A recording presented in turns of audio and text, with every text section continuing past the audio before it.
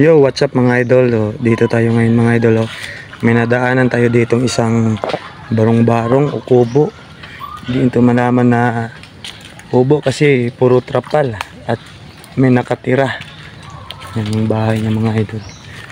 Yan, pakita ko muna yung tinitirhan niya bago natin siya usapin sa loob. Yan.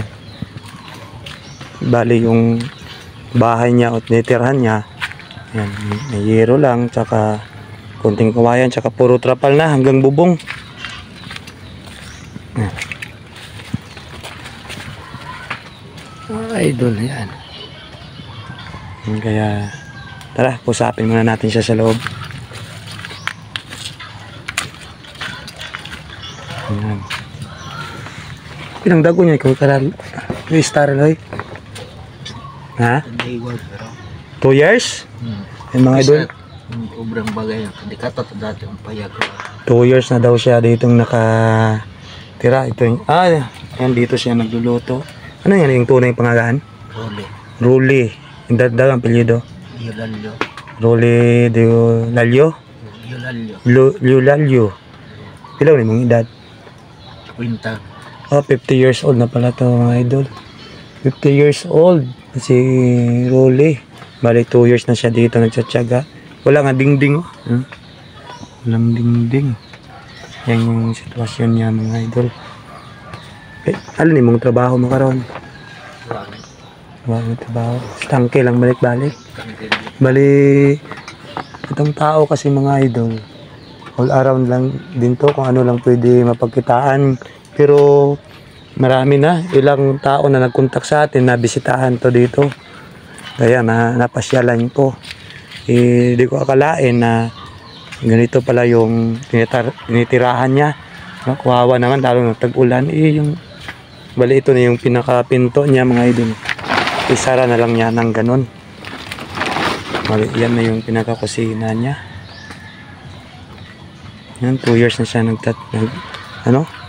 sana matulungan din kahit pangbubong lang niya. Ilagyan lang yan ng haligid, saka lagyan ng yero, dingding, tapos na. Kaysa ditong puro trapal. Puro kahoy pa sa taas, may nyug pa. Delikado. 2 years na siya dito. Sige. Sana may mag-sponsor kay Ruli. Para mabalikan kaagad natin. So, pero meron naman ako ditong dalang bigas mga idol. Bigyan muna natin ng bigas. Kasi na-vlog ko sana to dati mga idol yung may sponsor ako. Kaso timing, ilang balik ako dito. Walang tao lagi kasi busy siya dun sa palaisdaan o tangke o sa ilog. So babalikan lang natin siya pag dumating na yung pundo natin at may iba pang tumulong o may mag-sponsor kahit sa pagkain niya. Kita nyo naman yung sitwasyon niya mga idol. Yan. Ito kasi kilala dito nga si Buloy, kaya Loy naming tawagin. Ito may bigas ang kanyang kunti sinsahe lang nila Loy. Ay, sa pagbalik natin. Ito niya. Bali may yero din pala dito sa loob mga idol, kaso puro sira-sira na, butas-butas na, kaya nilagyan ng trapal sa taas. Yan yung may importante na videohan natin. Sana may makapansin, may tumulong kahit dyan. Dito niya naman yung sitwasyon, kahit lutuan niya dito lang rin. Dito na rin yung sala, dito na rin siya matutulog. Mga idol. So babalikan na lang natin siya pag makahanap tayo ng sponsor o may pundo tayo. Importante nabisitahan natin talaga to din on the spot kasi paswertihan lang talaga pag marami akong stock, may mga grocery, mayroon akong pupuntahan ngayon wala, kaya bigas na lang muna yung ibigay natin dito kay Ruli. Bali na to, nag-iisa wala ding asawa, wala ding anak. Bali dito na lang siya nagsatsaga sa barong-barong niya mga idol. So ayan mga idol, sana ma-share din ninyo yung video ni Sir Ruli.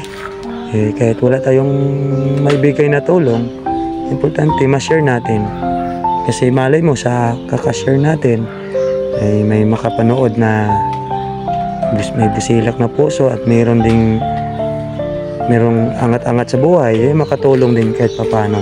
So ayun mga idol, thank you mga idol. So iiwan ko muna siya para kahanap tayo ng sponsor, babalik tayo. Kasi nandun sa kabila, meron din tayo na vlog doon. May sponsor na siya, si Tigaryong. Meron na siyang sponsor, inaantay na lang natin kung kailan darating yon. Pero pag dumating yon, babalikan ko din si Tigaryong kasi ayusin pa natin yung ilaw niya. So kaya na-video ko ito, malay mo, makahanap din tayo ng sponsor para kay Rolly, para sa pagbalik natin. Yan.